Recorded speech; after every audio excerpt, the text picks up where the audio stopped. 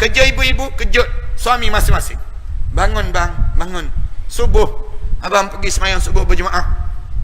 Bila abang boleh pergi semayang subuh berjemaah, itu tanda kita mukmin bang. Pujuk dan pujuk. Orang perempuan akan tanya, sampai bila kena pujuk suami ni ustaz? Sampai kita mati ataupun suami kita mati. Jangan berhenti daripada memujuk suami kalian. Jangan berhenti. Pujuk dengan bahasa-bahasa yang lemah lembut. Jangan guna bahasa kasar-kasar pujuk suami. Bangunkan suami, jangan. Pagi-pagi guna bahasa lemah lembut. Bang, dekat dalam subuh bang. Bangun bang. Dekat dalam pukul 6 dah ni. Pukul 5.30. Sikit lagi orang nak azan ni. Abang bangun bang. Pergi sembahyang subuh. Suami tarik kain semut. Tutup kepala. Buka perlahan-lahan. Bisik dekat telinga. Ma rabbuka, kita sebut. Bingkah bangun terus tak kena gaya. سنخوض معاركنا معهم وسنمضي جموعا نردعهم ونعيد الحق المغتصب وبكل القوة ندفعهم وبكل القوة ندفعهم. بسم الله الرحمن الرحيم. الحمد لله رب العالمين والصلاة والسلام على أشرف الأنبياء والمرسلين وعلى آله وصحبه أجمعين. سبحانك لا علم لنا إلا ما علمتنا إنك أنت العليم الحكيم. رب اشرح لي صدري ويسر لي أمري واحلل عقدة من لساني يفقهوا قولي. رب يسر ولا تعسر وتمم بالخير. قال الله تعالى في كتاب العزيز بعد أعوذ بالله من الشيطان الرجيم. بسم الله الرحمن الرحيم.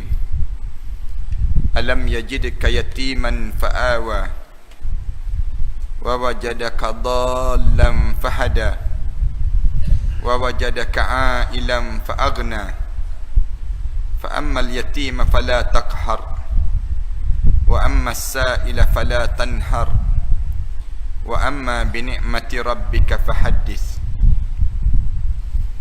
Tidakkah kamu dahulu Muhammad, kamu lahir dalam keadaan yatim, kemudian aku lindungi perjalanan hidup kamu?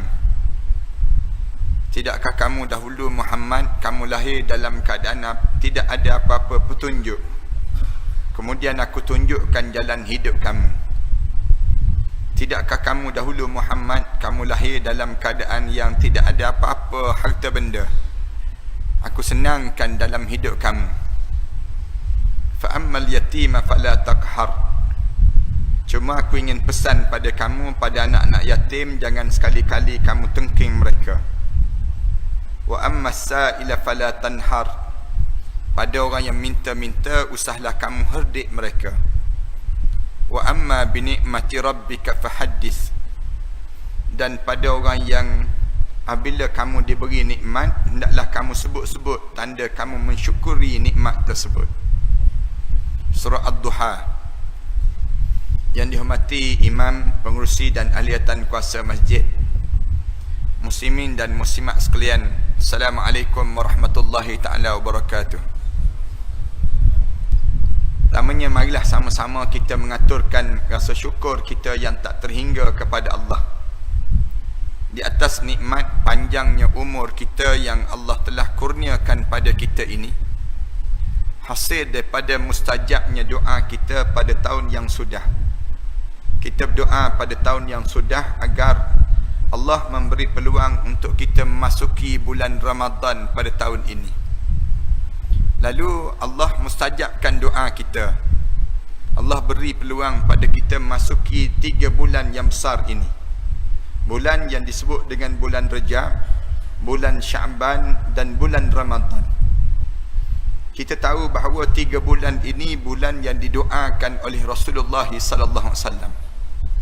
Doa tatkala mana masuk saja dalam bulan Rejab, Rasulullah mengulangi sepotong doa yang dibaca dan diulang oleh Rasulullah. Allahumma barik li bi syahri Rajab wa barik li bi syahri Sya'ban wa ballighni bi syahri Ramadan. Ya Allah, berkatilah aku dengan bulan Rajab. Ya Allah, berkatilah aku dengan bulan Sya'ban. Ya Allah, panjangkanlah umur aku agar aku sempat memasuki bulan Ramadan, ya Allah. Maknanya Rasulullah sallallahu alaihi wasallam sebut, kalaulah aku ditakdirkan mati pada tahun ni, ya Allah, maka matilah aku setelah mana aku berjaya masuki bulan Ramadan, ya Allah. Ini doa Rasulullah sallallahu alaihi wasallam dah. Kalau doa kita, ya Allah, biar sempat raya lah, ya Allah, yang panggil. Raya tu yang paling utama kita ni. Orang kita dia nampak raya yang besar, dia tak nampak yang Ramadan yang besar. Para hadirin sekalian, boleh jadi kita akan tanya, kenapa yang Rasulullah sallallahu alaihi wasallam doa untuk masuk dalam bulan Ramadan. Dalam banyak-banyak doa Rasulullah, kita baca, kita tak jumpa doa yang Rasulullah gabung 3 bulan. 3 bulan ini jarang, boleh kata tak ada doa yang Rasulullah baca doa bulan Zulkaidah, Zulhijjah dan bulan Muharram. Tak ada doa yang Rasulullah gabung. Tapi bila sebut saja bulan Rejab, bulan Syaban dan Ramadan, lalu kita dapati bahawa Rasulullah sallallahu alaihi wasallam baca dan doa untuk masuk 3 bulan ini terus. Kenapa yang Rasulullah beria sangat nak masuk dalam bulan Ramadan? Ni cara satu perkara yang ditimbulkan di kalangan masyarakat. Kenapa yang Rasulullah nak tunjuk besarnya Ramadan itu sendiri, sampai Rasulullah doa nak masuk dalam bulan Ramadan? Ulama' jawab, itu satu cara Allah nak tunjuk sayangnya Allah kepada umat Nabi Muhammad sallallahu alaihi wasallam. Kalaulah kita hidup di zaman Rasulullah ataupun kita duduk dengan Rasulullah, kita akan dapati masa inilah masa yang paling cerianya Rasulullah sallallahu alaihi wasallam. Sukanya Rasulullah dengan bulan Rejab, bulan Syaban dan bulan Ramadan. 3 bulan ini bulan yang paling gembira dalam hidup Rasulullah. Tak pernah seceria ini wajah Rasulullah bila masuk dalam keadaan 3 bulan ini. Ulama' tanya, kenapa Allah nak tunjuk sayang dengan Allah anugerahkan pada kita bulan Ramadan? Sedangkan sebelum daripada ni, umat manusia tak glamour pun bulan Ramadan. Masing-masing tak sibuk pun dengan bulan Ramadan ini. Ulama' jawab, kerana Allah dia nak tunjuk sayang dengan Allah kurniakan pada kita bulan Ramadan ini, memandangkan usia umat Muhammad tidak sepanjang usia umat terdahulu. Umur kita ni tak sepanjang umur umat terdahulu. Allah nak tunjuk sayang, sehingga kan Rasulullah tunjukkan kegembiraan dia. Bila masuk saja 3 bulan ini, berubah wajah Rasulullah. Dan Rasulullah baca dan Rasulullah ulang. Kenapa? Kerana memandangkan umur umat Muhammad tidak sepanjang umur umat terdahulu. Umur umat terdahulu semua Allah jadikan panjang-panjang masa mereka hidup. Panjang Nabi Nuh AS, umurnya 950 tahun. Tentu banyak amal ibadah mereka. Kita baca dalam kitab, Nabi Adam AS usianya sampai 1000 tahun lebih. Tuan-tuan baca dalam kitab, Nabi-Nabi dahulu semua ratusan dan ribuan tahun. Kalau tuan-tuan rajin baca dalam kitab Sabilul Idkar wal Idbar, kita akan dapati bahawa Nabi Ibrahim AS, dia mula akil balik pada usia 120 tahun. 120 tahun baru mula akil balik. Tempat kita ni 120 tahun tinggal batu nisan dah tak kena gaya. Nabi-Nabi dahulu semua Allah jadikan panjang-panjang masa mereka hidup. Umat dahulu semua panjang masa mereka hidup. Sampai pada usia umat Muhammad, pendek je Allah kurniakan pada kita. Pendek je masa kita hidup, tak sepanjang usia umat terdahulu. Rasulullah sebut, umru ummati baina sittid wa sab'in. Umur umat aku di antara 60 tahun hingga 70 tahun.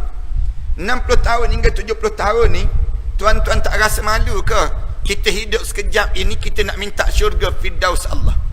Tuan-tuan agak dalam hidup tuan-tuan, dalam usia 60 tahun hingga 70 tahun ni, amalan apa yang kita jangka? Kalau kita pergi menghadap depan Allah, kita boleh minta syurga Firdaus Allah untuk kita duduk sebelah Rasulullah sallallahu alaihi wasallam. Tentu tak ada amalan yang terbaik. Tak ada benda yang terbaik yang kita nak lakukan dalam hidup kita. Allah, dia nak tunjuk sayang pada Nabi Muhammad dan umat Nabi Muhammad sallallahu alaihi wasallam. Allah anugerahkan kita bulan Ramadan. Allah bagi pada kita bulan Ramadan. 60 tahun hingga 70 tahun ni sekejap je kita hidup. Tak panjang pun masa. Allah dia nak suruh kita berjaya menandingi amalan umat terdahulu. Allah kurniakan kita dengan bulan Ramadan ini. Kerana sekejap kita hidup. Hidup kita ni 70 tahun. Jemaah-jemaah yang ada ni, kita dikatakanlah umur kita ni jadi 70 tahun kita boleh hidup. 70 tahun ni kita kena tolak dah masa kita sebelum akhir balik 15 tahun. 15 tahun kita tolak. Masa yang tak ada banyak amalan-amalan yang kita buat, yang kita boleh buat jaminan untuk masuk dalam syurga Firdaus Allah.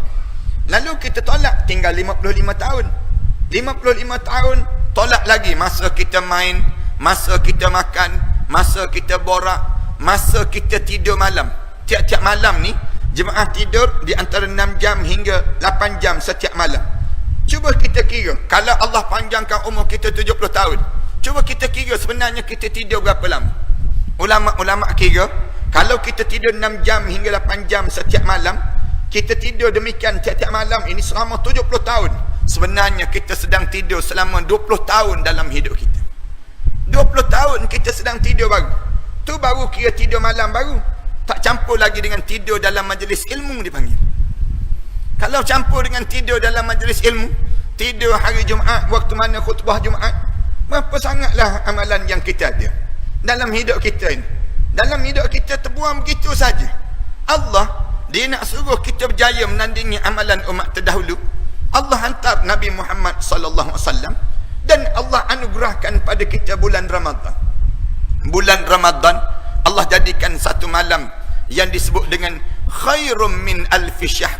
Satu malam yang lebih bernilai daripada 1000 bulan yang lain. Satu malam ni kita kena ingat, sekejap lagi kita nak masuk bulan Ramadan ni. Jangan kita nampak Ramadan ni untuk siang hari saja. Nampakkan Ramadan ini untuk malam hari juga yang bernilai. Allah sembunyikan malam yang disebut malam Al-Qadr. Start daripada 1 Ramadan sampai 30 Ramadan. Allah suruh kita cari malam-malam tersebut. Jangan lepas. Mulai daripada bulan Rejab lagi, Rasulullah mula didik sahabat-sahabat. Didik di kalangan tabi'in, di kalangan sahabat-sahabat ini, dan bagi tahu pada umat, bersiap untuk memasuki bulan Ramadan Al-Mubarak. Bersiap untuk dapatkan apa dia? Malam Al-Qadr. Satu malam yang kita dapat sama dengan 83 tahun kita sedang beribadah pada Allah. Satu malam je kita dapat. Cuba bayangkan sepanjang kita hidup ini, Allah bagi pada kita ni 10 kali je malam Al-Qadr. 10 kali je malam Al-Qadr, yang menyebabkan kita berusia 830 tahun. Allah jadikan pada kita dalam beribadah pada Allah. Kalaulah Allah kurniakan pada kita 20 kali je kita mengecapi malam Al-Qadr, 20 kali je sepanjang kita hidup, maknanya usia kita dalam ibadah selebih kurang 1660 tahun kita sedang beribadah kepada Allah Subhanahu wa taala. Satu malam tu, katakanlah malam Al-Qadr itu kita baca Quran. 83 tahun kita sedang baca Al-Quran. Malam tersebut kalau kita bangun tahajud malam, 83 tahun kita bangun tahajud malam. Malam tersebut katakanlah kita derma, 83 tahun kita sedang menderma. Buatnya malam tersebut kita sedang tengok TV, 83 tahun tengok TV dipanggil. Masa kita sedang habiskan masa malam tersebut, malam apa dia? Dalam hidup kita. Allah, dia nak tunjuk sayang pada Nabi Muhammad dan umat Muhammad ini. Allah siapkan 2 bulan bersiap. 2 bulan ini, bulan Rejab dan bulan Sya'ban. Bulan Rejab, bulan Sya'ban ni bulan bersiap untuk memasuki bulan Ramadan. Ni kalaulah Rasulullah ada di kalangan kita pada hari ni, di saat yang kita berada sekarang, nescaya Rasulullah akan sebut apa dia? Bersiaplah kita untuk masuk bulan Ramadan. Nescaya Rasulullah akan sebut demikian. Bersiap, kerana Ramadan ni hadiah Allah untuk umat Nabi kami ni, Nabi Muhammad sallallahu alaihi wasallam ini. Bersiap supaya apa dia? Kita tak terkejut untuk memasuki bulan Ramadan. Orang yang tak pernah puasa sunat, tolong puasa sunat dalam bulan Rejab dan bulan Sya'ban, supaya bila masuk bulan Ramadan dia tak terkejut dengan puasa yang panjang dalam bulan Ramadan nanti. Orang yang tak pernah baca Quran, tolong baca Quran dalam bulan Rejab dan bulan Sya'ban. Bila masuk bulan Ramadan, nanti dibaca ayat-ayat yang panjang oleh imam. Di waktu mana dibaca panjang, dia rasa seronok dengan bacaan yang dibaca oleh imam pada bulan Ramadan nanti. Orang yang tak pernah dengar kuliah tazkirah, tolong dengar kuliah dan tazkirah dalam bulan Rejab dan bulan Sya'ban. Bila masuk bulan Ramadan, kalau ada orang yang buat tazkirah dalam bulan Ramadan, dia tak sibuk nak hantar surat layang pada jawatan agama, dia panggil begitu. Dalam hidup dia ni, kerana dia dah ada dah latihan. Orang yang tak pernah datang ke surau ke masjid, tolong datang ke surau ke masjid dalam bulan Rejab dan bulan Syaban. Nanti bila masuk dalam bulan Ramadan, masjid dan surau tak berapa terkejut tengok muka dia ni, dipanggil. Muka ni tak pernah nampak dalam bulan-bulan lain. Bulan Ramadan baru nampak. Ramai di kalangan kita jadi demikian. Rasulullah sallallahu alaihi wasallam bila saja masuk dalam bulan Rejab, bulan Syaban, Rasulullah sallallahu alaihi wasallam mempersiapkan kita.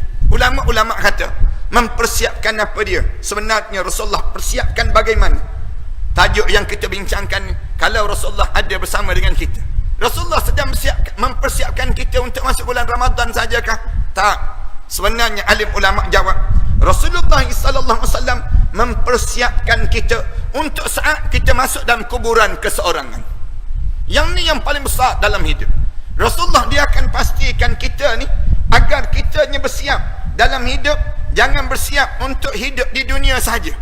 Bahkan dalam hidup ini bersiaplah kamu untuk kamu menghadap di hadapan Allah, masuk dalam kubur seorang-seorang di waktu mana kamu menghadap depan Allah. Macam mana Rasulullah mempersiapkan? Melalui tarbiyah Allah. Dalam bulan Rejab, bulan Syaban ni merupakan bulan tarbiyah Allah untuk kita masuk dalam kubur nanti. Saya sering kali sebut, saya ingat lagi saya datang ke sini dahulu, saya sebut ramai di kalangan kita ni bila masuk dalam kubur kita mula menyesal menghadap di hadapan Allah. Sekarang kita tak menyesal sebab kita tak mati lagi. Cuba try mati nak tengok. Cuba kita mati je. Bila kita mati je, ramai di kalangan kita ni masuk kubur menyesal terus. Bukan saya sebut, Al-Quran menyebut, Al-Quran mengajar, Allah mengajar.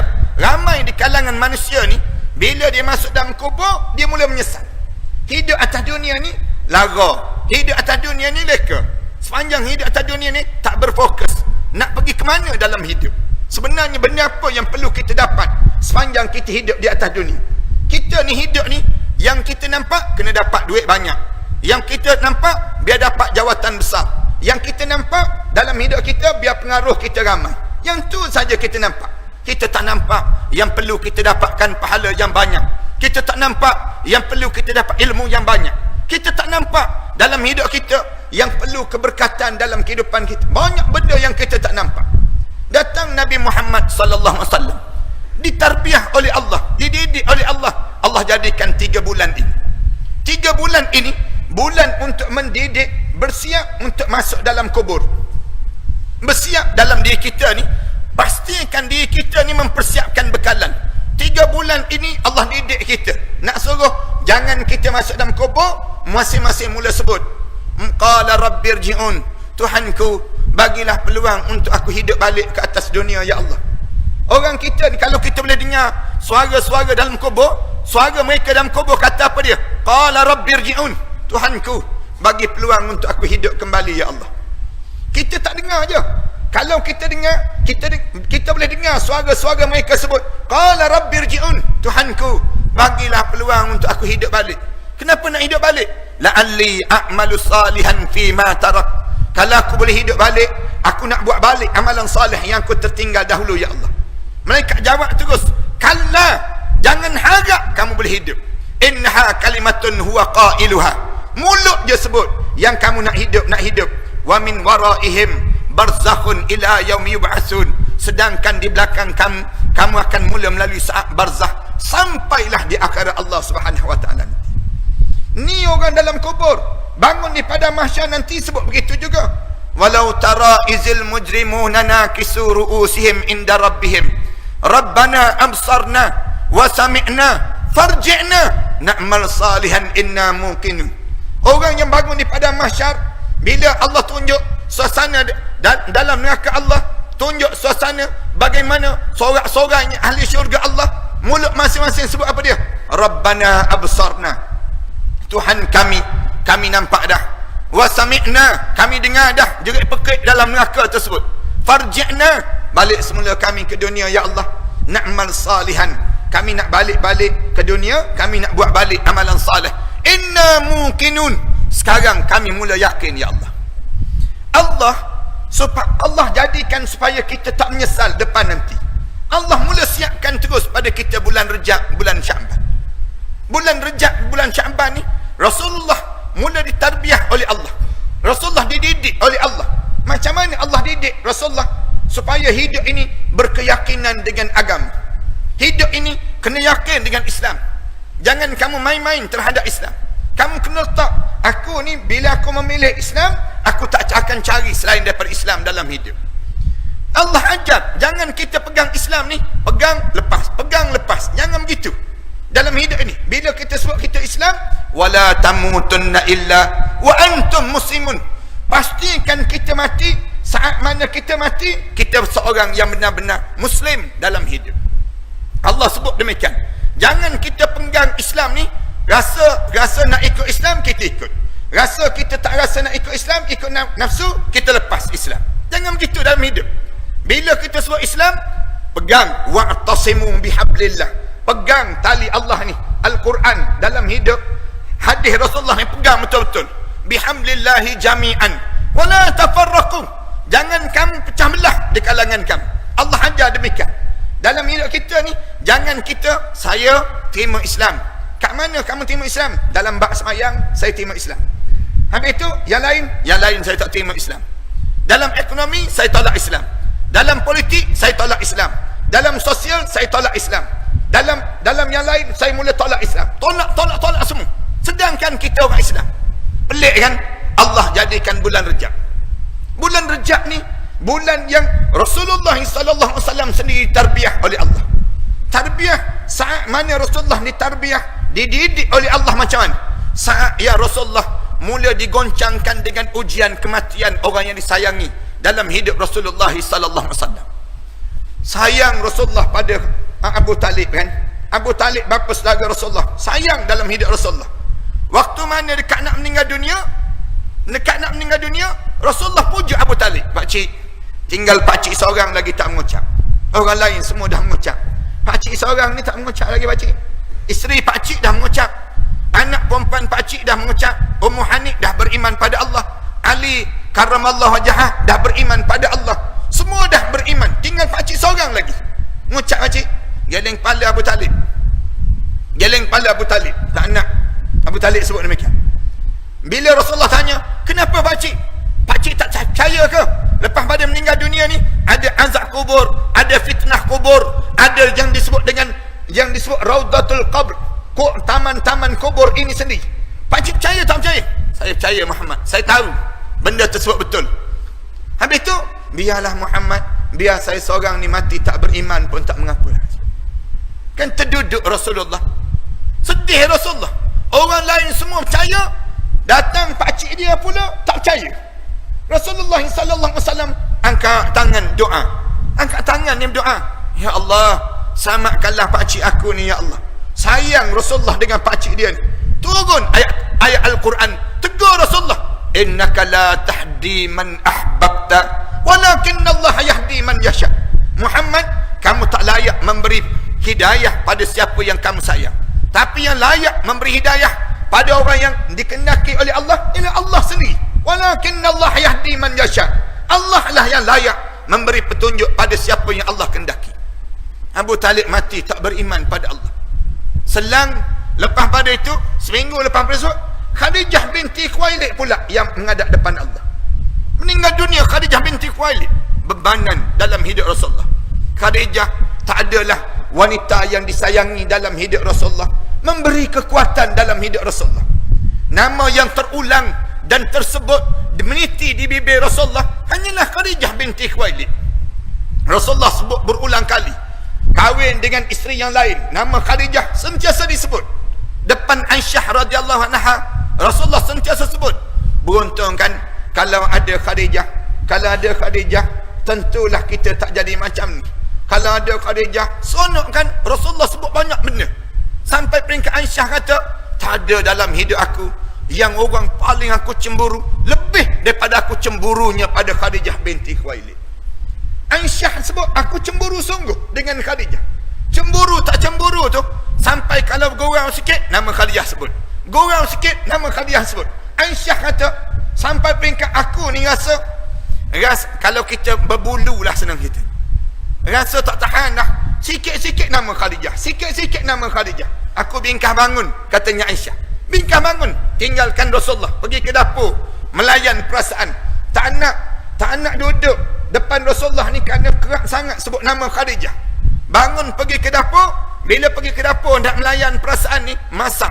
Datang Rasulullah. Rasulullah datang. Rasulullah tegur Khadijah. Tegur Aisyah. Aisyah, kamu buat apa dia? Masak ya Rasulullah. Masak? Kamu masak banyakkan kuah ya. Kuah-kuah tu biar banyak. Rasulullah sebut. Bila kuah banyak saja, nanti kuah-kuah ni kita akan agih-agihkan pada kawan-kawan Khadijah. Dia sebut lagi nama Khadijah. Aisyah sebut lagi nama Khadijah, sebut lagi. Sampai Aisyah ni dah sebut lagi nama tersebut. Aisyah pegang paha Rasulullah, pergi depan Rasulullah, tegur Rasulullah. Ya Rasulullah, kenapa kamu sibuk membilang nama orang yang sudah wafat ya Rasulullah? Kenapa kamu tak nak sebut nama orang yang masih hidup ini? Orang yang sudah wafat tu dah lah sebut. Nak marah cemburunya Aisyah. Berubah wajah Rasulullah. Rasulullah tegur Aisyah. Aisyah, kamu cemburu Aisyah? Kamu cemburu Aisyah? Aisyah jawab, ya saya cemburu ya Rasulullah. Sebut saja begitu. Rasulullah sebut, kamu tahu Khadijah itu siapa dalam hidup aku, wahai Aisyah? Aisyah, Khadijah satu-satu wanita yang beriman pada Allah saat mana orang lain tak beriman lagi pada Allah. Di saat mana aku dalam keadaan membawa Islam, orang yang pertama yang beriman pada Allah Khadijah binti Khuwailid. Saat mana aku pulang daripada gua Hira, ketakutan dalam hidup aku, Khadijah mengambilkan simut, membalut jasad aku. Bila dibalut jasad aku saja, sambil waktu mana aku sebut ada dia, zammiluni, simutilah aku. Dia ambil kain simut, dia balut tubuh dan aku, sambil memberi kekuatan padaku. Jangan takut wahai suamiku, kerana kita ada sepupu namanya Warakah bin Naufal, yang dia seorang yang alim. Dia tentu tahu mungkin ini merupakan namus malaikat Jibril yang datang untuk memberi wahyu pada kamu. Nak bagi semangat, jangan takut ya Rasulullah. Nak ingatkan pada suami dia, bagi semangat.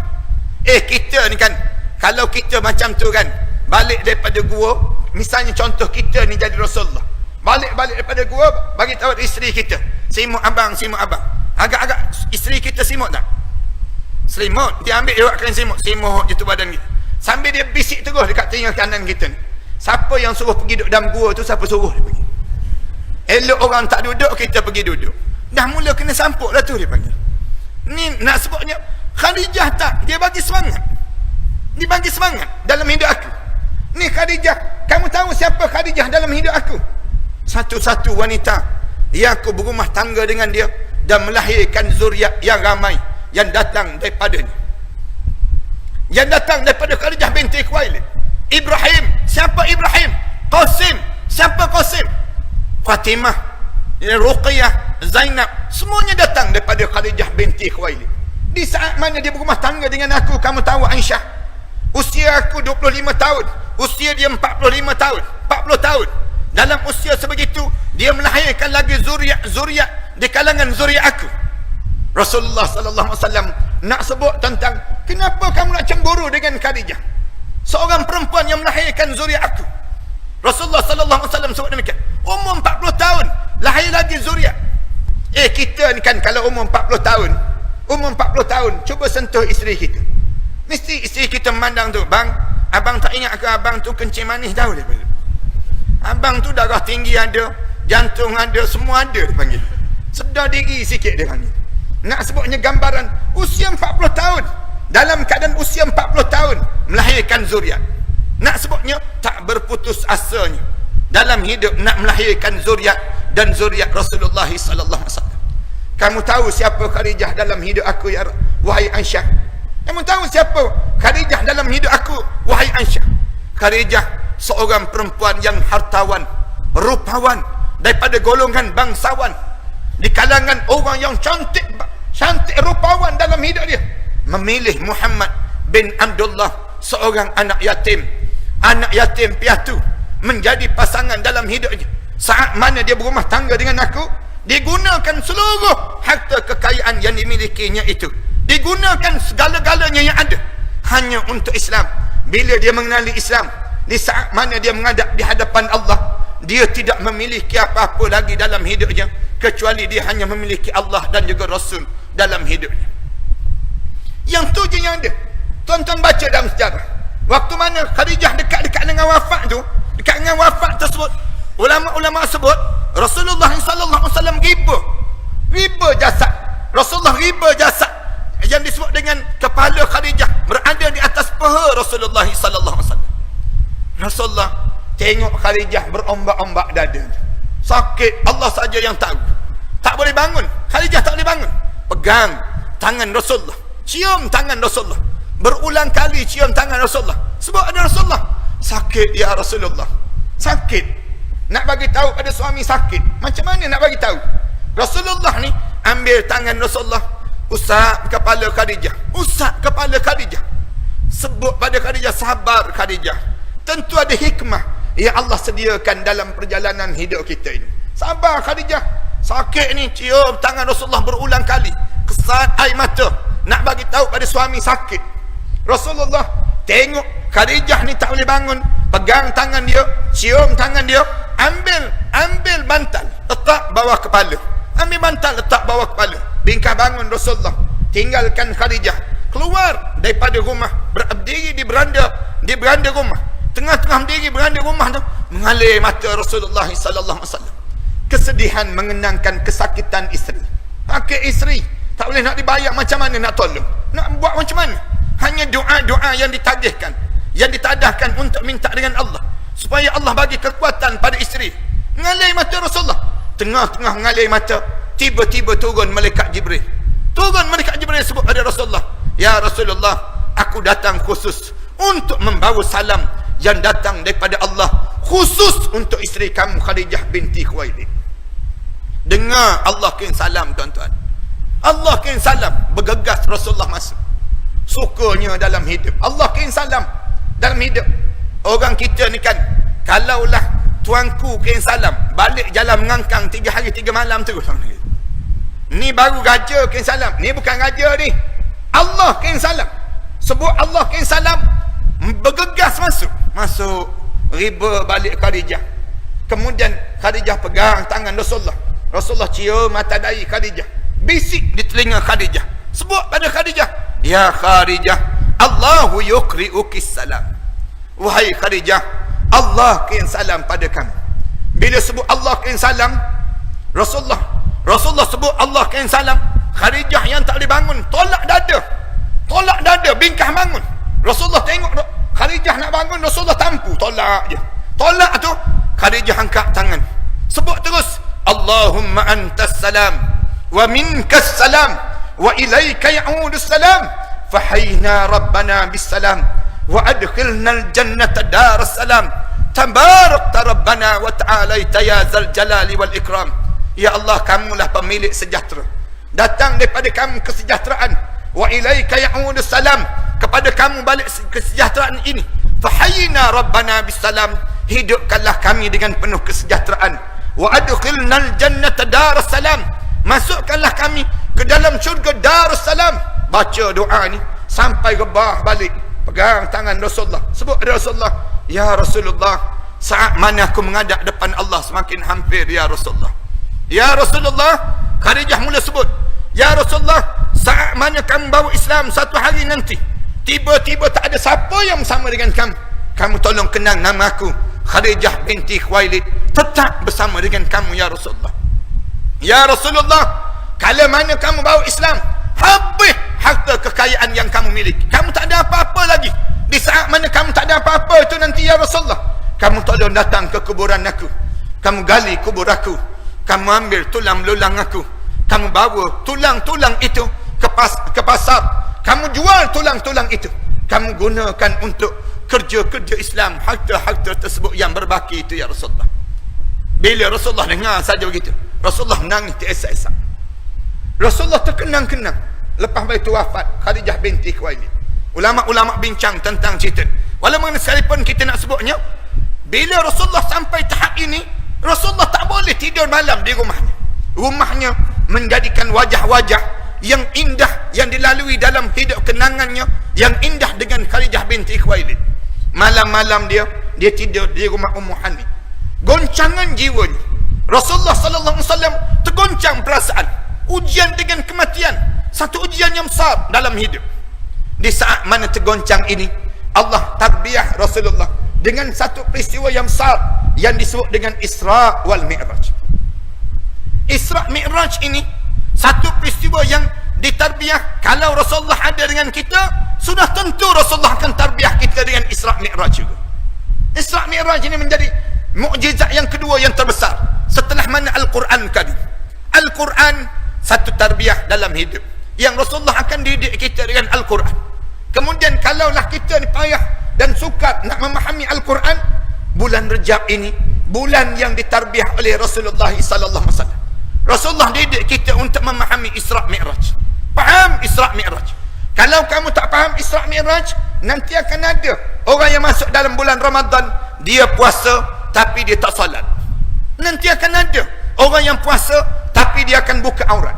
Nanti akan ada orang yang puasa tapi dia melakukan maksiat. Nanti akan ada orang yang puasa tapi dia tetap melanggar syariat.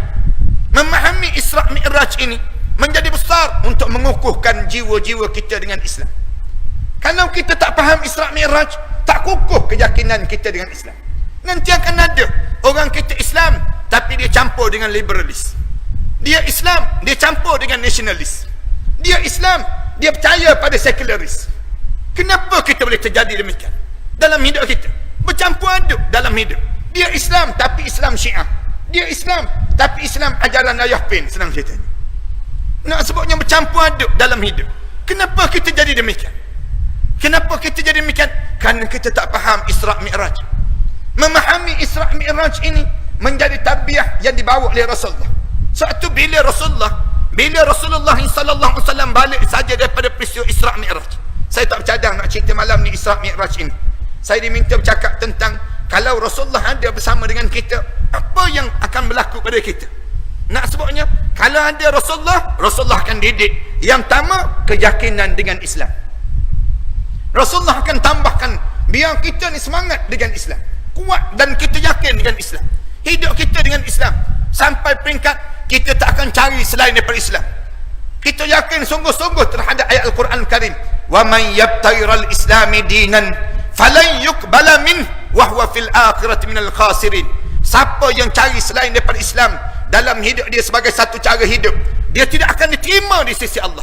Di akhirat nanti dia termasuk di kalangan orang yang rugi.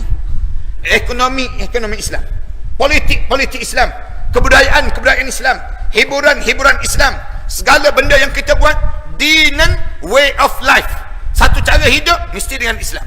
Jangan cari selain daripada Islam. Siapa yang cari selain daripada Islam, bahwa fil akhirati minal khasirin, di akhirat nanti dia termasuk di kalangan orang yang rugi. Suatu bila Rasulullah sallallahu alaihi wasallam berlaku peristiwa Isra Mi'raj itu, bila Rasulullah cerita saja tentang Isra Mi'raj, manusia terbentuk pada 3 kelompok terus. 3 kelompok terus yang terjadi. Tuan-tuan perhati pada kita. Biar kita masuk kelompok yang pertama. Kelompok yang pertama siapa dia? Abu Bakar As-Siddiq dan juga para sahabat ridwanullah alaihim ajma'in. Abu Bakar, bila Rasulullah cerita saja tentang Isra Mi'raj, Abu Bakar bingkah bangun. Sebut ada sahabat-sahabat, sadaqta ya Rasulullah, benar apa yang berlaku pada kamu ya Rasulullah. Abu Bakar sebut terus, sahabat-sahabat yang lain sebut, ya betul. Tak ada petikai walaupun sikit. Jangan petikai Islam ni, jangan petikai. Jangan kita ni ragu-ragu dengan Islam, jangan. Orang kita ni alim ulama tegur sikit, bagi tahu sikit, ya ke tak ya, betul ke tak betul disebut. Padahal Islam yang dibawa ni tak ada dah yang diwarisi dalam hidup kita kecuali para alim ulama. Nabi-nabi dah tak ada dah. Orang kita dia petikai alim ulama. Ulama pun bukan maksum sangat pun dia sebut demikian. Ulama pun bukan maksum pun. Kita jawab, ya, ulama tidak maksum. Siapa yang ajam ulama maksum? Yang maksum ialah Nabi dan juga Rasul. Habis itu kalau tidak maksum, kamu kena tolak alim ulama, begitu. Kita hanya balik pada mereka tersebut. Ada orang kita dia petikai alim ulama, dia hina para alim ulama. Bila dia hina para alim ulama, tidakkah kamu membaca hadis Rasulullah? Rasulullah sebut, al ulama warasatul anbiya. ulama ini pewaris Nabi. Habis yang kamu petikai kenapa? Jangan kamu jadi macam golongan yang kedua dalam peristiwa Isra' Mi'raj. Siapa golongan yang kedua? Orang kafir. Orang kafir, Abu Lahab and the gang, dia panggil demikian. Abu Lahab dengan puak-puak dia. Bila Rasulullah sebut saja peristiwa Isra' Mi'raj ini, bangun Abu Lahab. Bohong kamu Muhammad. Kamu nak cerita tu, biar betul sikit Muhammad ni sebut. Rasulullah kata betul aku sebut Isra' Mi'raj ini terjadi. Muhammad, kalau betul kamu pergi Masjid Aqsa tu lah, senang je. Masjid Aqsa tu, kami ni biasalah ke Masjid Aqsa tu. Katanya mereka, kalau kamu boleh berjalan dalam masa yang singkat itu, betul ke kamu pergi Muhammad? Rasulullah jawab, ya betul. Betul aku pergi.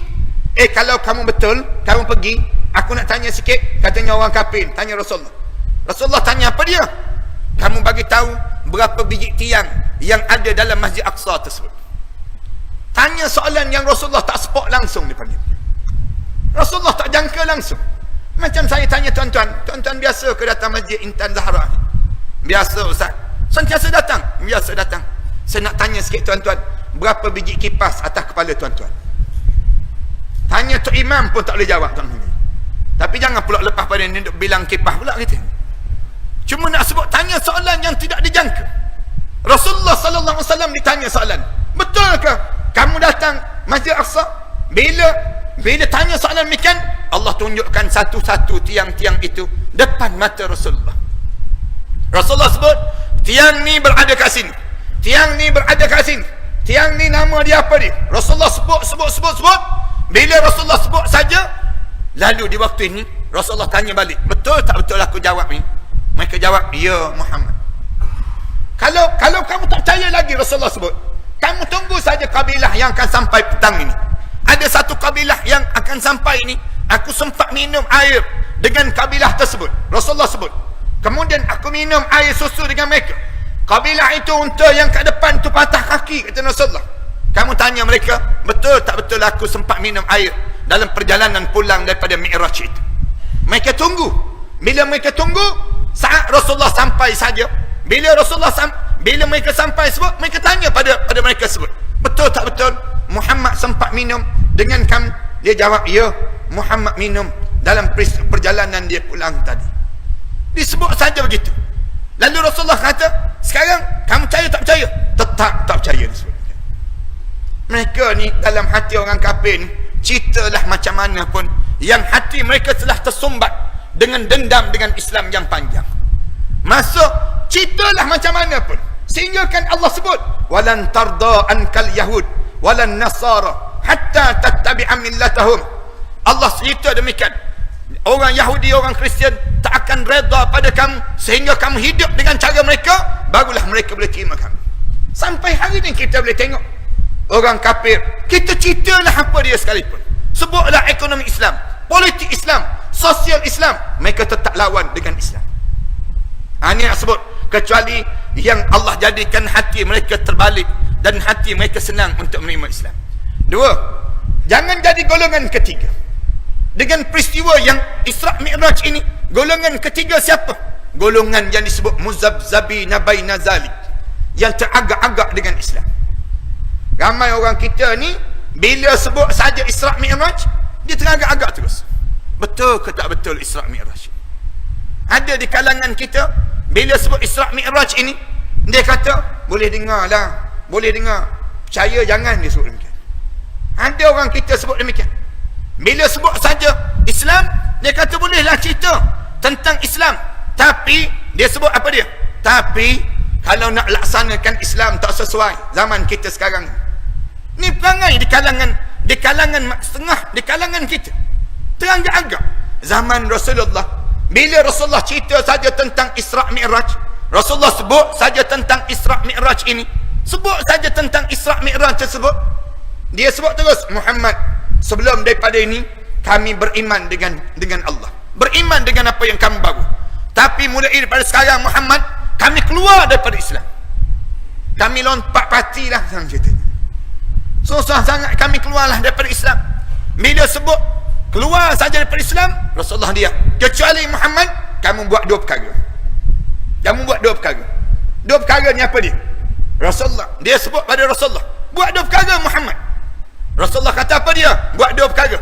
Yang pertama, kamu angkat kaki kanan kamu sebelah Muhammad. Rasulullah angkat kaki kanan sebelah. Yang kedua, Muhammad, kamu angkat kaki kiri kamu sebelah lagi. Tentu tak boleh angkat dua-dua belah dalam satu masa. Nak suruh angkat dua-dua belah dalam satu masa. Tak percaya, cuba tuan-tuan buat, nak tengok. Terangkat ke tak terangkat? Dua-dua belah dalam satu masa. Tak boleh angkat. Bila tak boleh angkat, dia mula sebut terus, Muhammad, kalau dua belah kaki pun kamu tak boleh angkat, macam mana kamu boleh naik sampai Sidratul Muntaha? Logik sikit Muhammad, logik. Logik sikit Muhammad, logik. Rasulullah, bila dengar dia sebut begitu, Rasulullah sebut, kamu nak terang ke tentang Isra' Mi'raj ini? Dia jawab, ya, tolong terangkan pada aku tentang Isra' Mi'raj. Kalau kamu nak terang, kata Rasulullah, kamu pergi rumah Sayyidina Umar, Umar akan terangkan pada kamu. Dia pergi rumah Sayyidina Umar.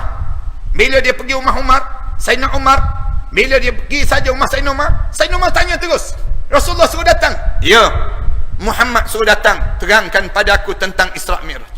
Umar kata, kamu duduk diam-diam sini, kamu jangan pergi tempat lain. Sayyidina Umar masuk dalam rumah dia, keluar dengan pedang, pancung terus kepala kawan tersebut. Bila pancung kepala, kawan yang lain terkejut. Sahabat-sahabat yang lain terkejut. Umar, Rasulullah bukan suruh pancung kepala, Rasulullah suruh terangkan pada dia tentang Isra' Mi'raj. Sayyidina Umar kata, tu pancung kepala tu terang lah tu. Sayyidina Umar sebut demikian. Sahabat-sahabat tak puas hati. Sahabat-sahabat sebut, Umar, Rasulullah bukan suruh pancung kepala, Rasulullah suruh terang kepada dia. Sayyidina Umar tengok sahabat-sahabat tak faham. Sayyidina Umar sebut, sahabat-sahabat, kalau Rasulullah terang pada dia tentang Isra' Mi'raj, dia tak faham. Kalau Umar terang, lagi tak faham. Rasulullah terang pun dia tak faham. Umar tak reti nak terang kepada orang. Yang Umar reti, terang kepala orang je, katanya Sayyidina Umar. Terang kepala orang ni lagi senang. Kita ni Islam tanpa Umar lah. Ulama-ulama sebut demikian. Kalau Sayyidina Umar ada, tak berani puak-puak LGBT itu, tak berani. Tak berani puak-puak yang disebut dengan puak yang lawan Islam ni, puak-puak sister Islam, tak berani. Islam tanpa Umar di zaman kita ni. Sebab itulah bila Rasulullah ada, benda apa yang Rasulullah akan buat? Mengukuhkan keyakinan dengan Islam dengan bulan Rejab ini. Bulan Rejab ini nak suruh kita kukuh keyakinan, supaya kalau kamu masuk dalam kubur nanti, kamu masuk dengan la ilaha illallah Muhammadur Rasulullah. Bila kita mati nanti, kita mati dengan keadaan Islam, bukan kita mati dalam keadaan teragak-agak dengan Islam. Jangan kita sampai peringkat bila kita mati teragak-agak, yang jadi bahaya. Rasulullah dia mengukuhkan keyakinan di kalangan sahabat-sahabat. Nak suruh apa dia? Nak suruh hidup kita pun demikian.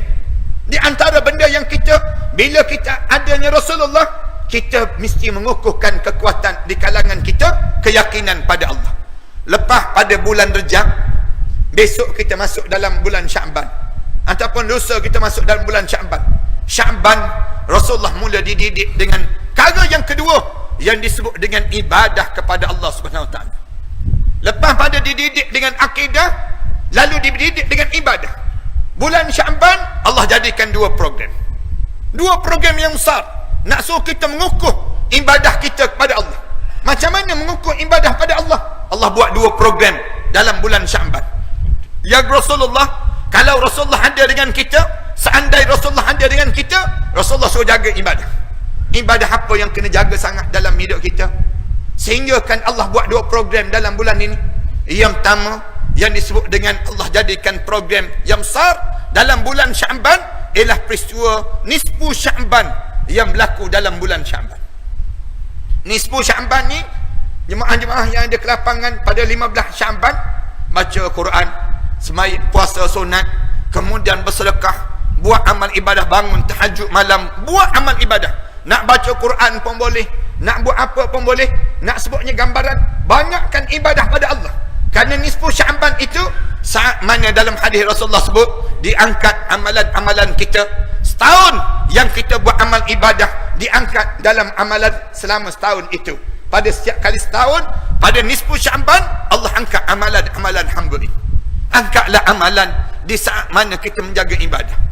Yang kedua, program yang besar yang Allah jadikan dalam bulan Syaban untuk mengukuhkan ibadah. Apa dia? Allah jadikan peristiwa pertukaran kiblat yang berlaku dalam bulan Syaban. Tukar kiblat ni, asal semayang kita ni belakang gitu, menghadap pada Masjid Aqsa, membelakangkan pada kiblat Masjidil Haram. Asalnya semayang menghadap pada Masjid Aqsa. Mula-mula turun kefarduan salat, mula turun saja fardu salat, semayang menghadap ke mana? Pada Masjid Aqsa. Bila sampai di Madinah, Rasulullah sampai di Madinah, orang Yahudi mengejek Rasulullah. Ejek Rasulullah, Muhammad ni dia kata agama dia betul, tapi dia semayang menghadap kiblat yang sama dengan kita juga. Kenapa dia menghadap pada kiblat yang sama dengan kita? Rasulullah mula berdoa pada Allah. Semayang je, dongak muka ke langit. Angkat takbir je, Allahu Akbar, angkat muka ke langit. Ya Allah, tukarlah kiblat ya Allah. Tukarlah kiblat ya Allah. Doa. Tak nak semayang kiblat Masjid Aqsa, nak pada kiblat yang lain, nak pada Masjidil Haram pula. Minta dengan Allah. Selama mana Rasulullah berdoa? Selama 6 bulan hingga setahun. Ulama-ulama sebut, bila tengah-tengah Rasulullah semayang Zuhur dalam bulan Syaban, tengah-tengah baru 2 rakaat Rasulullah semayang tu, masuk rakaat yang 3, tiba-tiba turun ayat Quran. Qad nara taqalluba wajhika fis sama' falanwalliyannaka qiblatan tardaha fawalli wajhaka syatral masjidil haram. Sesungguhnya Allah melihat wajah kamu sentiasa terdongak ke langit, mengharapkan ditukarkan kiblat. Mulai daripada sekarang Muhammad, hadaplah muka kamu pada Masjidil Haram pula. Hadap muka kamu menghadap pada Masjidil Haram. Rasulullah bila turun ayat ni, Rasulullah tengah semayang, Rasulullah berjalan daripada belakang tu pusing je, mari duduk menghadap pada Masjidil Haram pula. Asal menghadap pada Masjid Aqsa, kemudian pusing. Bila Rasulullah berjalan, sahabat saf yang pertama tu nampak Rasulullah berjalan, ikut juga Rasulullah. Saf yang pertama jalan berada di saf belakang Rasulullah. Saf yang kedua jalan berada pada saf yang kedua, berada di belakang Rasulullah. Saf yang akhir sekali memusingkan jasad dia saja. Itulah semayang yang pertama dan terakhir boleh berjalan, tuan-tuan. Jangan pula lepas pada ni kita semayang sambil berjalan juga. Jangan. Orang tanya kenapa semayang sambil berjalan? Ambil sunnah bulan Syaban Ustaz. Tukar kiblat dia sebut demikian. Jangan. Cuma nak sebutnya, bila Rasulullah salat saja selesai salat Zuhur tersebut, Rasulullah bagi salam, sahabat tegur terus. Rasulullah, kenapa Rasulullah kita semayang macam ni ya Rasulullah? Ada perintah baru ke yang berlaku pada kamu Rasulullah? Rasulullah jawab, ya, alhamdulillah, doa kita telah dimustajabkan di sisi Allah. Yang kita minta supaya ditukar kiblat, tukar dah kiblat kita sekarang. Bila sebut tukar kiblat tu, sahabat-sahabat sebut, tukar kiblat ke mana ya Rasulullah? Masjidil Haram sekarang. Sebut Masjidil Haram, masing-masing sujud syukur. Alhamdulillah, kiblat kita dah berubah. Masing-masing sebut suka ni. Lepas pada sujud tu suka sangat, mula bagi tahu pada orang ramai, kiblat dah berubah. Sibuk tulis dalam Facebook masing-masing. Tulis dalam Instagram masing-masing, kiblat dah berubah. Suka sangat di kalangan masing-masing.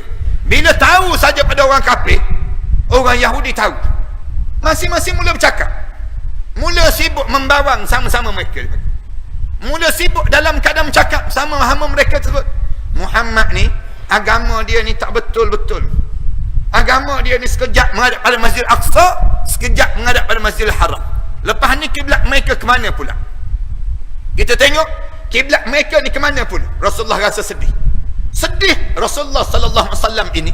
Bila Rasulullah rasa sedih, turun ayat Quran untuk menghiburkan hati Rasulullah.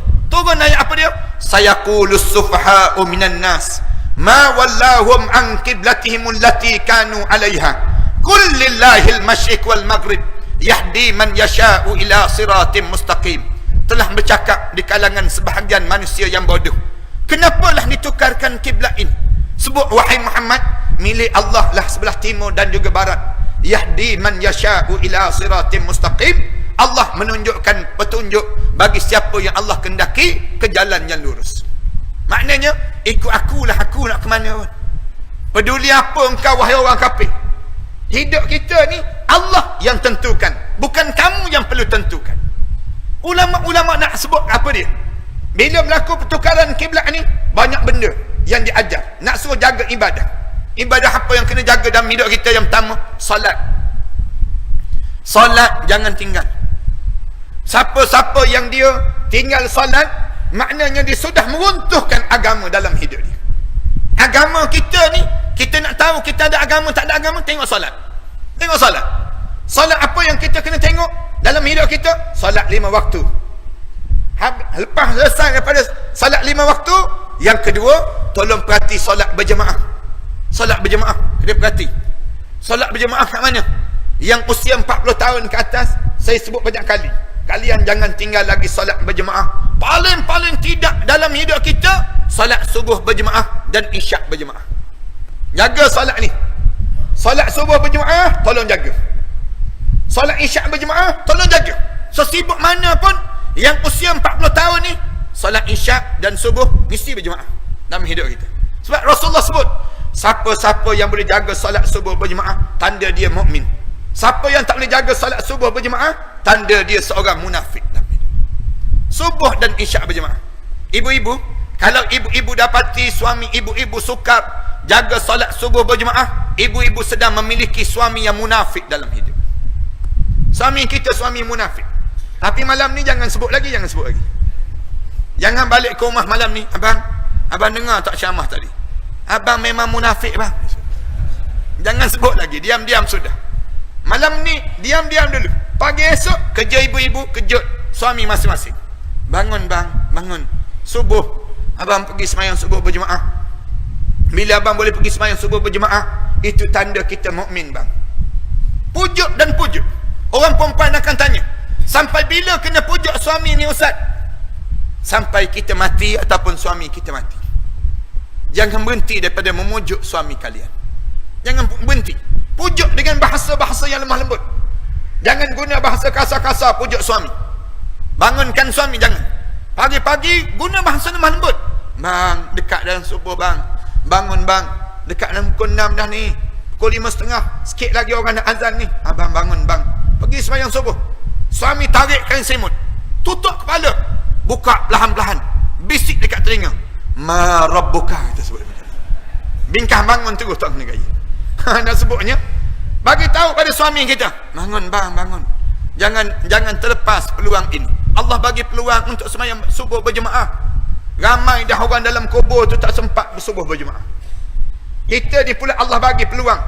Pujuk dan pujuk suami kita. Jangan guna bahasa kasar-kasar, jangan. Kejut suami ni, jangan guna bahasa kasar. Orang lelaki pantang sangat dengan guna bahasa kasar pagi-pagi hari. Kejut pelan-pelan je. Ni kejut suami kita. Bangun bang. Pergi sembahyang subuh berjemaah pergi. Muka munafik je seorang-seorang. Memang makan penampar tawa kita bagi. Jangan guna bahasa kasar. Guna bahasa lemah lembut. Pujuk dan pujuk. Jaga solat subuh dan solat berjemaah. Isyak berjemaah dan subuh berjemaah. Umur 60 tahun, tolong jaga sembahyang tahajud malam. 60 tahun, ayah-ayah, ibu-ibu, jangan tertinggal walaupun satu malam untuk kalian bangun tahajud malam. Bangun tahajud malam. Jangan biarkan tidur kita menjadi panjang. Kalau kalian tidur panjang di atas dunia, kalian akan tidur singkat dalam kubur nanti. Memilih untuk tidur sekejap di atas dunia, tidur yang lena yang panjang dalam kubur nanti, kerehatan nanti, jauh lebih beruntung daripada kita sibuk tidur dan tak bangun-bangun. Panjang malam kita biarkan berlalu begitu saja tanpa kita bangun tadi, kita akan kerugian saat mana menghadap di hadapan Allah. Umur 60 tahun, kita mana masuk jabat dah pun. 60 tahun mana masuk jabat dah. Nak kena tunggu umur 93 tahun masuk jabat balik dia panggil. Lambat lagi nak masuk jabat. Umur kita 60 tahun, tak ada kerja dah dalam hidup. Bila tak ada kerja dah dalam hidup, nak buat apa? Set masa dalam hidup kita. Set masa untuk apa dia? Solat tahajud. Kerana saat umur 60 tahun, umur confirm untuk menghadap depan Allah. Rasulullah sebut, umru ummati baina 60 wa 70. Umur aku di antara 60 tahun hingga 70 tahun. Oleh kerana umur 60 tahun hingga 70 tahun, bila-bila masa saja kita akan dihadapkan di hadapan Allah. Lalu kita bersiap dalam hidup kita. Tak ada dah dalam hidup kita. Kalau kita terlepas yang ni, peluang yang ni, kita akan menyesal yang panjang dalam kubur nanti. Ini nak sebutnya. Sebab tu Allah tukarkan kiblat ini. Yang pertama. Yang kedua ibadah apa yang kena jaga? Bacaan Al-Quran. Bacaan Al-Quran. Saya ulang banyak kali. Baca Al-Quran ayah-ayah ibu-ibu. Kalau ayah-ayah ibu-ibu tak boleh baca Quran, pastikan umur ayah-ayah dan ibu-ibu semua jadi panjang-panjang dan tak mati-mati. Jangan mati kalau tak boleh baca Quran. Jangan mati. Kalau mati, masuk dalam kubur tak boleh baca Quran, masuk je dalam kubur, confirm tak lepas menghadap depan Allah. Tak percaya, cuba mati, tak percaya. Nak tahu lepas ke tak lepas. Dalam keadaan tak boleh baca Quran, masuk kubur je, malaikat tanya terus, Quran boleh baca tak? Quran. Malaikat tanya, Quran boleh baca? Pakcik, makcik, boleh baca Quran? Tak boleh. Tak boleh dia jawab. Quran tak boleh baca? Tak boleh. WhatsApp boleh dia jawab. WhatsApp boleh baca, Quran tak boleh baca. Tak boleh baca ni satu kemelangan yang paling dahsyat dalam hidup. Jangan tak boleh baca. Ayah-ayah, ibu-ibu, kalau kalian tak boleh baca Quran, tolong datang masjid, daftar dengan AJK masjid. Bagi tahu pada AJK masjid, saya tak boleh baca Quran lah. Saya takut saya mati dalam keadaan saya tak boleh baca Quran. AJK masjid, tolong senarai nama ahli qaryah yang dah boleh baca Quran. Senarai nama ahli qaryah yang sukarela bagi tahu saya tak boleh baca Quran. Bagi nombor telefon yang dah boleh baca Quran, tolong ajar yang tak boleh baca Quran. Yang tak boleh baca Quran, tolong ambil nombor telefon yang sanggup mengajar kita baca Al-Quran Karim. Rasulullah sebut, khairukum man ta'allama al-Quran wa 'allamah. Orang yang terbaik di kalangan kamu siapa yang sibuk membaca Al-Quran dan dia mengajar orang lain pula untuk membaca Al-Quran. Datang jumpa dengan AJK masjid, bagi tahu pada AJK masjid, saya takut saya mati, saya tak boleh baca Quran. Menangis teresak tepi-tepi dinding, pegang Quran tu, cium Quran, bagi tahu pada AJK, tolonglah saya. AJK pula jangan pula jawab, sebenarnya saya pun tak boleh baca juga, katanya AJK. Jangan jawab demikian, buat malu company kita jadi panggil. Maknanya AJK kena boleh baca Quran. Jangan jadi AJK kalau tak boleh baca Quran. Nak suruh kita ni sentiasa. Yang kedua, ibadah yang kedua kena jaga Quran. Kenapa Quran? Kejap lagi nak masuk Ramadan, dia berkait dengan Quran. Ramadan dia ada kaitan dengan Quran. Allah pilih Ramadan untuk kita je dalam hidup dengan Al-Quran Karim. Yang ketiga, jangan tinggal dalam hidup kita ni baca doa. Doa. Rasulullah dia berdoa. Bila Rasulullah berhadapan dengan kebuntuan dalam hidup Rasulullah, ibadah yang orang kita malas sangat dalam hidup ialah baca doa. Rajinkan diri kita baca doa. Dalam hidup ni baca doa. Bila kita baca doa, berdoa dalam diri kita ni menunjukkan kita ni hamba yang memerlukan bantuan daripada Allah. Siapa yang malah baca doa, malah berdoa dalam hidup dia, itu tanda dia seorang manusia yang sombong dalam hidup. Jangan cepat nak bingkah bangun lepas solat. Lepas solat bagi salam, bingkah bangun terus. Baca doa dulu. Duduk baca doa, paling-paling tidak sebut ada Allah. Rabbighfirli, ya Allah tolong ampunkanlah dosa aku ya Allah. Kita dah ada peluang dah. Datang dah semayang berjemaah. Elok dah kita datang ke masjid.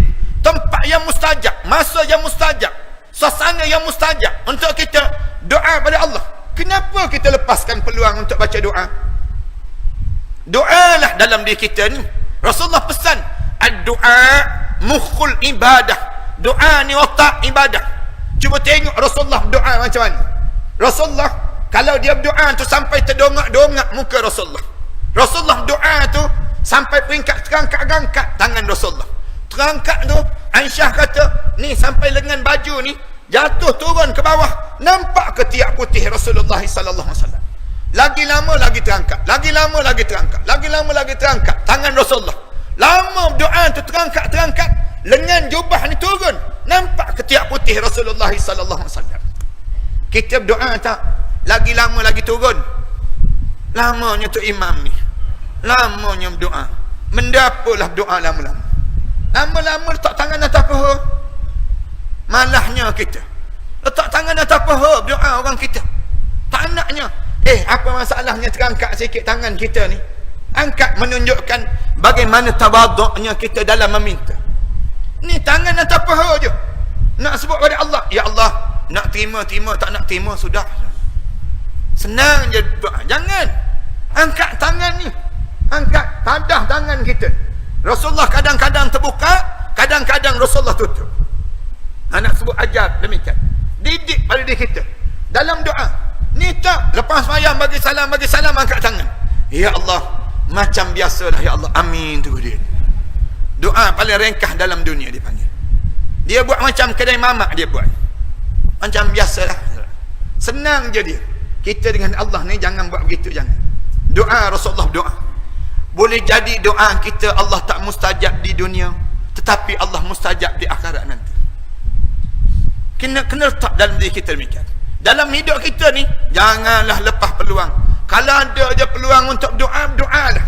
Masa yang mustajab, doalah. Bila masa mustajab dalam hidup kita? Hujan tengah lebat, angkatlah tangan doa. Bila kita bermusafir, berjalan, baca doa. Subhanallazi sakhkhara lana hadza wa ma kunna lahu muqrinin. Baca doa. Bila masa yang mustajab doa? Lepas sembahyang angkat tangan. Tak nak doa dengan tu imam pun tak apalah, doa sendiri. Ya Allah, anak sulung aku begini ya Allah. Anak kedua aku begini ya Allah. Anak ketiga aku begini sikapnya ya Allah. Cerita pada Allah segala hajat dalam hidup kita. Allah sebut, ud'uni astajib lakum.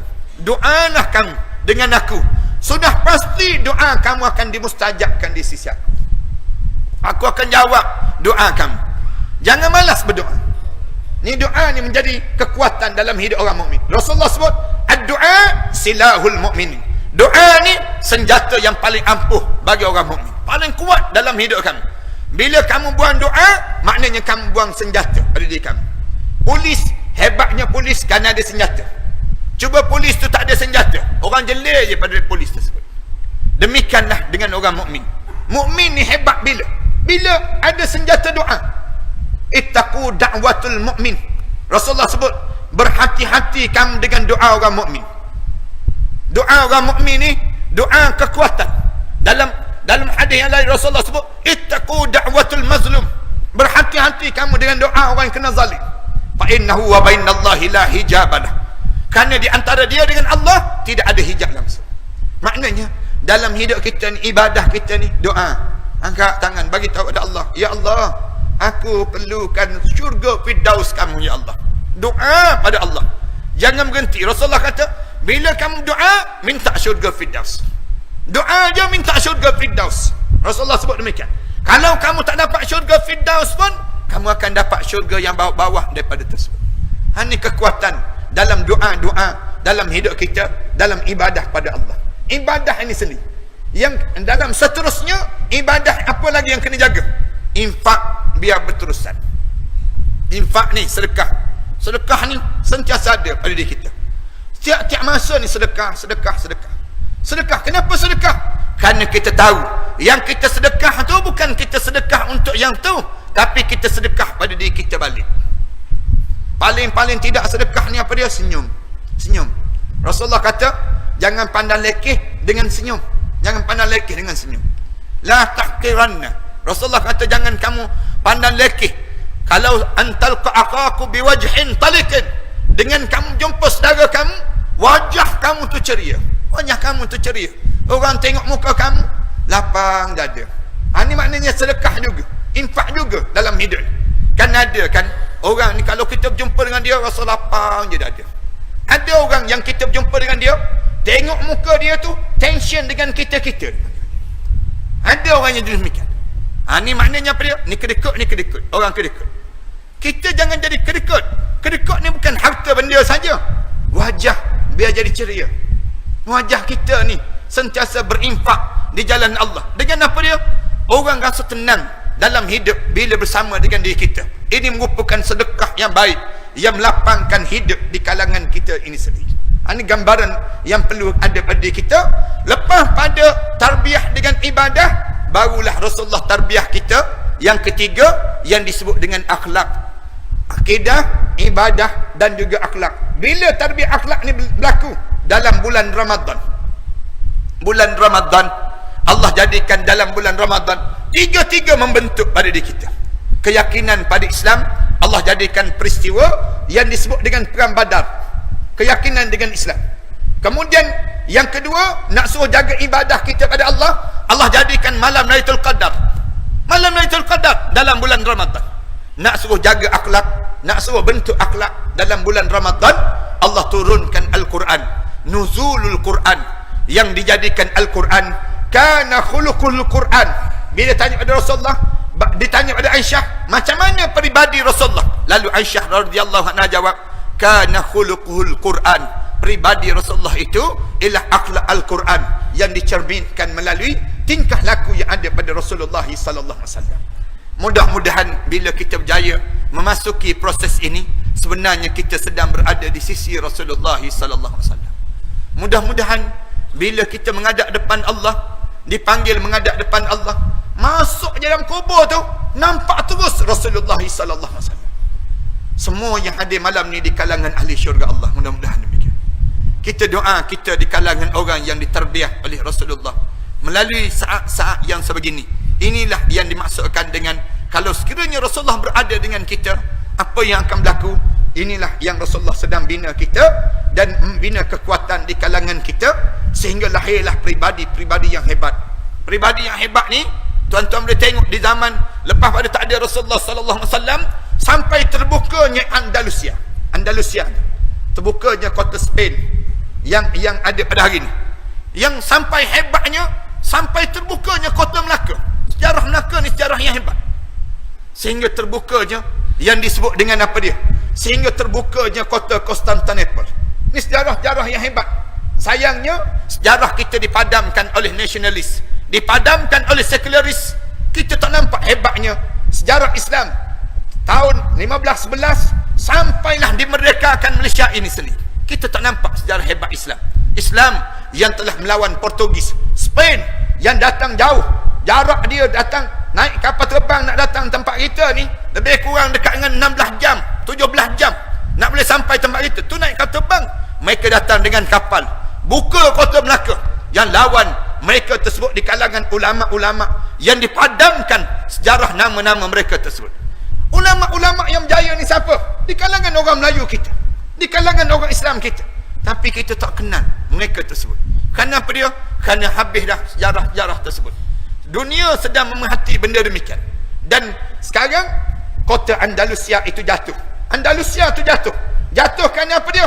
Kerana orang Islam meminta pertolongan dengan orang bukan Islam. Tak minta tolong lagi dengan Allah. Patutnya minta tolong dengan Allah. Bila kita minta tolong dengan Allah, kita berjaya membuka kota Konstantinopel, berjaya membuka kota yang dinamakan dengan kota Spain, Andalusia dan sebagainya, Portugal dan sebagainya tersebut. Tapi bila kita tak minta pertolongan pada Allah, minta pertolongan dengan orang bukan Islam, runtuh Andalusia, runtuh kerajaan-kerajaan Islam, khilafah Islam ini.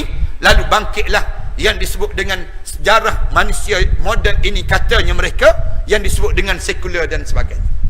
Tuan-tuan faham ke tak faham? Buat-buat faham lah senang kita. Tapi saya nak sebut, mudah-mudahan tarbiyah ini bulan yang Rasulullah, kalau sekiranya Rasulullah ada dengan kita, akan lahir pemuda-pemuda yang hebat, bagaikan Tariq bin Ziyad, bagaikan Muhammad Al-Fatih, bagaikan sejarah Abdul Rahman Limbong sebelum daripada ini. Bagaimana sejarah yang disebut dengan Mak Kilau, sejarah Tok Janggut dan sebagainya, semua lahir kembali. Kerana apa dia? Kerana kekuatan yang ditarbiyah oleh Rasulullah sallallahu alaihi wasallam. Sekiranya kita boleh faham keadaan yang demikian. Terima kasih di atas kesempatan yang baik ini. Saya nampak tuan-tuan dah betul tulang belakang 7 kali dah saya kira. Jadi kita berhenti setakat ni lah. Mudah-mudahan Allah panjangkan lagi umur kita dan Allah masukkan kita di kalangan hamba Allah yang soleh. Tuan-tuan, kita sekali lagi masuk dalam di Selangor ni terutamanya, kita masuk dalam PKPB sekarang ini, di mana kita begitu mula dah sahabat-sahabat yang minta bantuan datang jumpa dengan saya dan sebagainya. Daripada hari ini kita mula lancarkan kit dapur, barangan keperluan dapur di kalangan orang-orang yang susah, yang terkesan dengan PKPB ini, yang menjejaskan ribuan asnaf yang ada di kalangan kita ni. Dan ramai dah yang datang hantar mesej pada saya, Ustaz minta tolong, Ustaz minta tolong. Barang dapur je. Kami nak barang dapur saja. Ni pun ada ni. Lalu saya bukalah sekarang ni untuk kalau ada sahabat-sahabat yang ada kelebihan dan sebagainya, kalian boleh terus ke akaun Maybank ataupun akaun Bank Islam ataupun CIMB. Kemudian lepas pada itu terus ke talian WhatsApp. Maklumkan terus ke talian 013-617-1941. Tuan-tuan salin talian WhatsApp ini 013-617-1941. Sama ada kit dapur. Kita nak sebanyak RM60 kit dapur ni. Barang keperluan dapur tu RM60. Ataupun ada yang disebut, saya makanan ada dah Ustaz, tapi perlu pada hand sanitizer dan juga face mask dan juga ada barang-barang keperluan kebersihan, pampers dan juga sebagainya. Kita buka sebanyak RM40. Ataupun kit jagaan bayi. Jagaan bayi ni kita sediakan yang baru salin dan sebagainya. Kita sediakan sebanyak RM50. Jemaah-jemaah yang ada kelapangan rezeki, bolehlah untuk terus kepada kita bantu pada mereka-mereka yang dalam keadaan yang kesusahan ini. Tolong war-warkan dan tolong share pamphlet yang akan disebarkan ini. Tuan-tuan bolehlah mulakan untuk kita menyumbang bagi orang yang ada kelebihan, bagi orang yang dalam keadaan sakit, kita tolong, kita sumbang, insya-Allah mudah-mudahan Allah sembuhkan penyakit kita deritai. Kita susah, dengan kita sumbang itu Allah mudahkan jalan kesusahan yang kita lalui. Manakala kita dah senang, Allah tambahkan lagi kesenangan dalam hidup kita bila kita banyak menyumbang ini sendiri. Saya sedang mengumpulkan dana-dana ini untuk dalam tempoh 2-3 minggu yang kita lalui ini. Banyak sangat dah masalah-masalah yang timbul, yang dah mula dah, masing-masing dah hantar mesej bagi tahu begitu begini dan sebagainya. Saya harap supaya tuan-tuan bolehlah sama-sama di kalangan kita memulakan untuk sumbangan untuk keperluan ini sendiri. Yang pada PKPB yang pertama dahulu kita telah agih-agihkan sebanyak lebih kurang hampir, kita telah agihkan sebanyak lebih kurang 400,000. Rasanya tak silap ingatan saya begitu. InsyaAllah yang ni pun kita cadangkan untuk nak agih-agihkan lagi. Tuan-tuan bolehlah, tuan-tuan boleh dapatkan yang namakan dengan apa yang keperluan yang tuan-tuan rasa nak infak. Tuan-tuan masuk, sama ada kit dapur ataupun kita nak sediakan kit kebersihan ataupun kit penjagaan bayi. Penjagaan bayi ini sendiri, insya-Allah. Mudah-mudahan Allah Subhanahu Wa Taala ringankan bebanan-bebanan di kalangan kita. Yang nak bagi boleh bagi, yang tak nak bagi jangan bersusah-susah untuk mencemuh setiap amalan-amalan yang baik yang dikerjakan di kalangan kita. Buat penat je kalian menulis. Kadang-kadang ada yang tak nak bagi tapi sakit hati, tak nak bagi. Tak nak bagi tapi dia sakit hati dengan orang bagi. Maka lebih baiklah kalian untuk luruk dada kalian yang sakit hati itu, kalian duduk istighfar banyak-banyak. Mudah Allah Subhanahu Wa Taala selamatkan kita daripada fitnah-fitnah akhir zaman yang sedang berlaku di kalangan kita ini sendiri.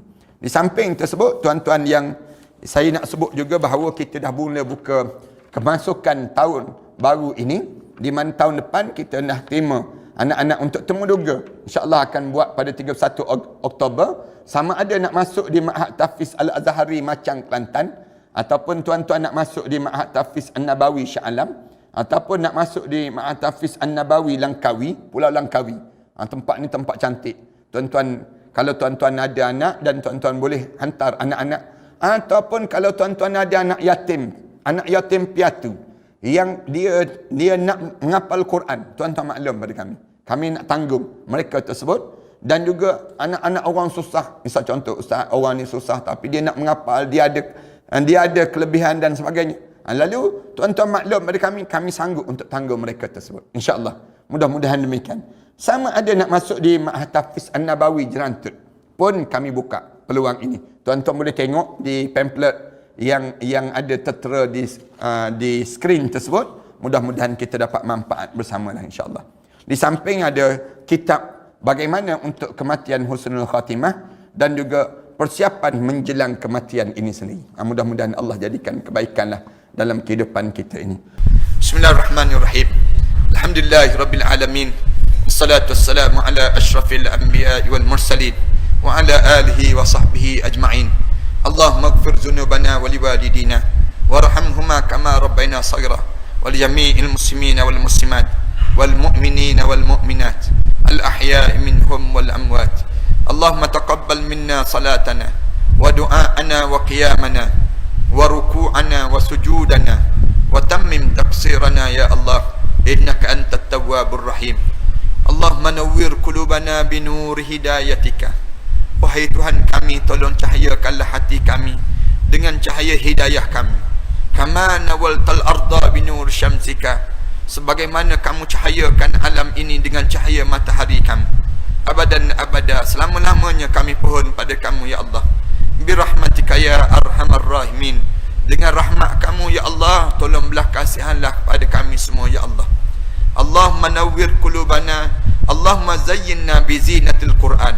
Ya Allah, hiasilah perjalanan hidup kami dengan perhiasan Al-Quran. Wa akrimna bi karamatil Quran, muliakanlah perjalanan hidup kami dengan kemuliaan Al-Quran. Washrafna bi syarafatil Quran, ya Allah, tinggikanlah darjat kami dengan ketinggian darjat Al-Quran. Wa adkhilnal jannata bi syafaatil Quran, masukkanlah kami ke dalam syurga kamu dengan syafaat Al-Quran. Allahumma ja'al Qur'ana rabi'a qulubina, ya Allah, kamu jadikanlah Al-Quran itu satu kerinduan dalam hidup kami ya Allah. Wa nur sudurina, menjadi cahaya yang indah dalam jiwa kami ya Allah.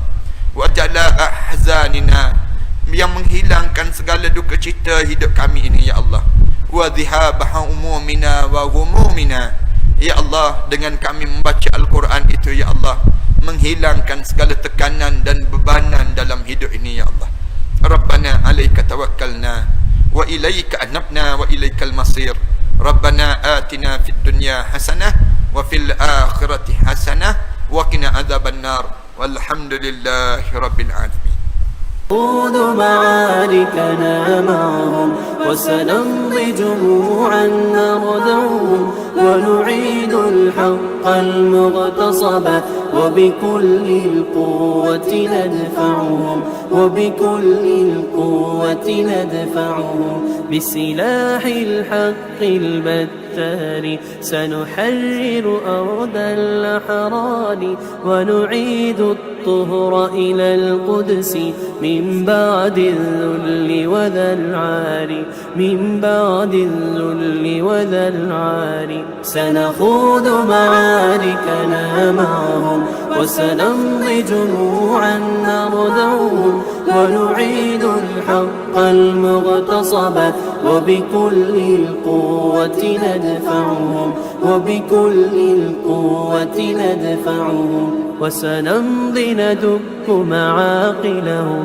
بدبيل دام يقلقهم وسنمحو العار بأيدينا وبكل القوة نردعهم وبكل القوة نردعهم سنخوض معاركنا معهم وسنمضي جموعا نردعهم ونعيد الحق المغتصب وبكل القوة ندفعهم وبكل القوة ندفعهم لن نرضى بجزء محتل لن نترك شبرا للذل ستمور الأرض وتحرقهم في الأرض براكين تغلي في الأرض براكين تغلي سنخوض معاركنا معهم وسنمضي جموعا نرضعهم